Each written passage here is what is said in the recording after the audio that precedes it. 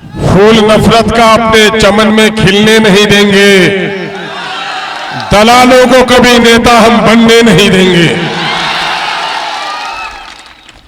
सरजमीने रहमत पारा में कारवाने इंसाफ के इस कारवा के इस्तकबाल में खड़े सभी गय्यूर नौजवानों, बुजुर्गों, रहमत पारा और उसके कुर्ब जवार के हमारे किसान मजदूर साथियों, मैं आप सबका वालिहाना इस्तकबाल मैं भी खुद करता हूं और आपका शुक्रिया अदा करता हूं। इस वक्त हमारे लिए बड़े फख्र की बात है, इस कारवाने इंसाफ के मीरे कारवां हिंदुस्तान में दलितों, मजलूमों, मखूरों, गरीबों, नातवा, कमजोर और बेबस लोगों के, शोषित और वंचित पीड़ित लोगों की एक तनहा मजबूत और जुर्रतमंद आवाज नकीबे मिल्लत जनाबे बैरिस्टर असदुद्दीन अवैसी साहब, मुअज़्ज़ज़ रुकने पार्लियामेंट हैदराबाद, दाइश पे तशरीफ फरमा भाई जनाबे मुखिया साहिद साहब, आज के बज़्म की निजामत कर रहे अजीजी सरवर शाहिद बाबू,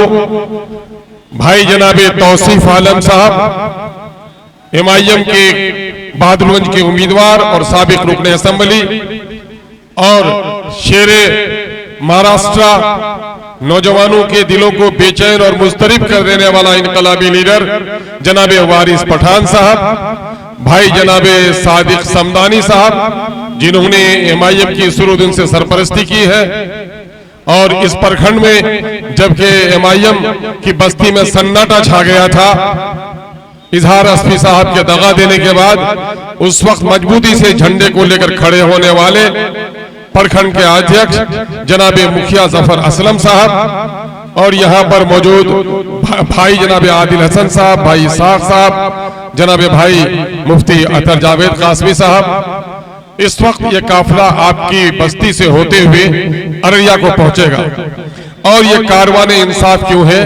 इंसाफ की तलब वो करता है जिस पर जुल्म हुआ है।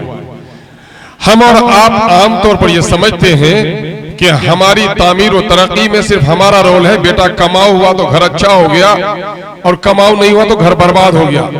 मेरे बुजुर्गों, ऐसा नहीं है। सिर्फ सच्ची बात यह है कि हमारी तामीर और तरक्की में हुकूमत का बड़ा हाथ है। हमारे जो चीजें आप 100 रुपए में खरीदते हैं, उन चीजों में से 20 रुपए को और 30 रुपए नीतीश की सरकार को टैक्स पर जाते हैं।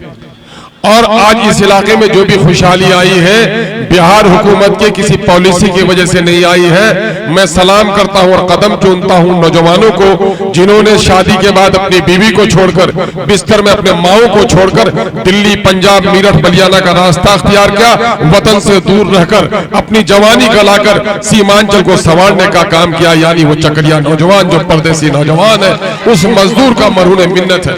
यकीन जानो, ये नौजवान अगर कुर्बानी नहीं देते तो सीमांचल में थोड़ी सी भी जो खुशहाली आई है, ये खुशहाली नहीं देखते। मैं उनको अदब से और मोहब्बत से सलाम करता हूं। मेरे भाइयों, मैं अक्सर कहता हूं हमारे पास तारीख के हवाले की जरूरत नहीं है। सिर्फ आज से 40 साल पहले तक हमारा ये इलाका बिहार के दूसरे इलाके के मजदूरों का इलाका था जो हमारे खेत खलियानों में काम करता। हम खुशहाल थे दूसरे लोगों से, लेकिन आज हमारा बच्चा बच्चा प्रदेश में है। दिल्ली और पटने की सरकारों ने हमें तरक्की होने नहीं दी, हमारी तरक्की होने नहीं दी। वक्त पर सड़कें नहीं बनाई, वक्त पर बिजली नहीं दिया, आज तक अच्छे स्कूल नहीं दिए, आज तक हॉस्पिटल नहीं दिए, नौजवानों के रोजगार के कल कारखाने नहीं खोले, सैलाब की तबाही से हमको बचाने की कोई मनसूबा साजी नहीं की। इन बेईमानों ने हमारे मुकद्दर के साथ खिलवाड़ किया है। इस खिलवाड़ में वो लोग शामिल हैं हुकूमत बनाने में, जो लोग वोट लेकर हमारा गए और जाकर वजीर बन गए, जाकर एमएलए एमपी बन गए, और इनमें से बेशतर लोगों ने जाकर तस्लीमुद्दीन का अगर नाम हटा दो तो बहुत कम लोग होंगे जिन्होंने हमारी हक की बात की है। सब लोगों ने जाकर हुकूमत की चमचागिरी की, तलवा चाटा और उनकी वकालत की, लेकिन हमारे मसाइल की आवाज नहीं उठा सकी। मैं बैरिस्टर असदुद्दीन अवैसी साहब का शुक्रगुजार हूं कि 2015 में 16 अगस्त को तारीखी मैदान रुई धासा में उन्होंने जो तारीखी ऐलान किया है, ऐ सीमांचल के गय्यूर नौजवानों पुकार कर कहा था तुम्हारी बेबसी और लाचारी का इलाज तुम्हारे अपने हाथों में है। तुमने दलालों को नेता बनाया है, तुमने अपने दर्द का साथ देने वालों को नेता नहीं बनाया है। तुम्हारे लिए उस वक्त तक भलाई नहीं हो सकती जब तक सीमांचल डेवलपमेंट काउंसिल नहीं बनाया जाए, क्योंकि 70 सालों तक तुम्हारे हक को दिल्ली और पटने ने नस्ब कर रखा है। और आज अल्हम्दुलिल्लाह, पहले हम लोग आए थे, बड़े शुक्रगुजार हैं भाई मुखिया वसीम साहब के, अंजार साहब के, सरदार जी के। शुरू दिन में खजानची भाई भी बात को नाराज हो गए किसी वजह से। हमारे रहमत पारा के लोगों में आपके एहसान को फरामोश नहीं कर सकता। अख्तरुल ईमान को इस जगह खड़ा करने में कोचाधन की माऊ ने रोजे रखे हैं, नौजवानों ने अपने रोजगार को छोड़कर एमआईएम का झंडा उठाया है, तब अख्तरुल ईमान आज बैरिस्टर असदुद्दीन की बाजू में बैठा है। ये कुव्वत किसी ने दी है तो यहाँ कोचाधन की आवाम ने दी है, मैं आपको फरामोश नहीं कर सकता। शुरू दिन में जैसा कि भाई जनाबे समदानी साहब ने कहा, शुरू दिन में हम लोग झंडा लेके आए थे, केडी लोग मियाँ मौलवी साहब ने वेश मियाँ इला नीचल तो किछा हंजर बाप दादा कांग्रेसी छे, ऐसा ही बोलता था ना। हम लोग आखी को जे कुछ नेता के इला नीचल में बिरयानी था, इजा हमरा पंता ख्वाची। अच्छा बोलो दी, आज बेसिरा लोग बिरयानी खान ने पंता खान तो बिरयानी चलो ने, तो हमरा की कहे नो कि देखो घर घर में बिरयानी होगी, हर बदन पर शेरवानी होगी, लहरेगा एमआईएम का झंडा, दलालों को बड़ी हैरानी होगी। दलालों को हैरानी होती है ना। आज देखो ये न्याय यात्रा है दिल्ली और पटना की बेईमान सरकारों से लड़ने के लिए। अच्छा तब नहीं लड़े थे, अलीगढ़ की जमीन मिली थी, लड़े तो जमीन मिली न, असेंबली में लड़ा तो मानंदा में पुल बनाना, तो लड़ने से हक मिलता है, मांगने से भीख मिलती है। लड़ोगे या भीख मांगोगे? क्या राजद में जाकर लड़ सकते हो, कांग्रेस में जाकर लड़ सकते हो, जदयू में जाकर लड़ सकते हो? हाँ, जदयू में जाओगे तो रोड जरूर छेक सकते हो, लेकिन आवाम की आवाज नहीं बन सकते हो। और एमआईएम में आओगे तो लड़ सकते हो ना।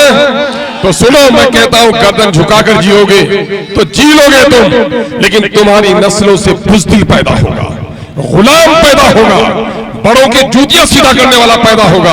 गर्दन उठा के जियो, गर्दन कट भी जाएगी तो तुम्हारी नस्लों से सरदार जन्म लेगा। यही पैगाम बैरिस्टर असदुद्दीन ओवैसी ने दिया है। हम लड़ेंगे जुल्म के खिलाफ। आज दाढ़ियां नोची जा रही है, टोपियां नोची जा रही है, हमारे मस्जिद के मीनारे तोड़े जा रहे हैं, हमें बांग्लादेश सिखाया जा रहा है। इन तमाम तर कमीना ताकतों के खिलाफ लड़ना है। और एक बात सुन लो, ये जो गठबंधन के लोग कहते हैं कि ये लोग बीजेपी की बी टीम है, पता चल गया बीजेपी की बी टीम कौन है। हमारा हिस्सा 42-45 सीट का होता है, जिनका 5 सीट का हक है, 3% 4% को 20 सीट दे रहे हो और 18% को 6 सीट देने में पेट में ऐठन हो रही है। क्यों? अख्तरुल ईमान के लिए नहीं, वो चाहता है ये मियां जुम्मन सर झुका के बोले। अगर इनको गठबंधन में शामिल करेंगे तो आगे की कुर्सी में बैठाना पड़ेगा। मियां को तो हमने पीछे बैठा दिया है, अख्तरुल ईमान आगे बैठाने की बात करता है। तो जो लोग तुम्हें पीछे बैठाना चाहता है उससे बदला लोगे कि नहीं लोगे? तो ये इंसाफ कारवां उसी के लिए है। बोलो, मैं जो बोलता हूं बोलो, अपने लीडर को मैं भी सुनना चाहता हूं, मेरा भी दिल बेचैन उसको सुनने के लिए। बहुत हुई झंडा बरदारी, जो बोलता हूं वही बोलो। ऐसा बोलो कि जिन लोगों ने झंडा बरदारी हमसे कराया है, हम कहा नहीं है कि दूसरे का दुल्हन ढोएंगे, अब हम दूल्हा बनेंगे और दूसरे के कंधे पर अपना डोली को रखने पर मजबूर करेंगे। आवाज ऐसी दो, दिल्ली भी पहुंचे, पटना भी पहुंचे, और फिर रहमत पारा के बहादुर लोगों, आपकी आवाज तो माशाल्लाह दूर तक जाती है। बोलो, लेके रहेंगे हिस्सेदारी, अपने करेंगे किसी की ताबेदारी। बहुत बहुत शुक्रिया, अस्सलाम वालेकुम, आदाब।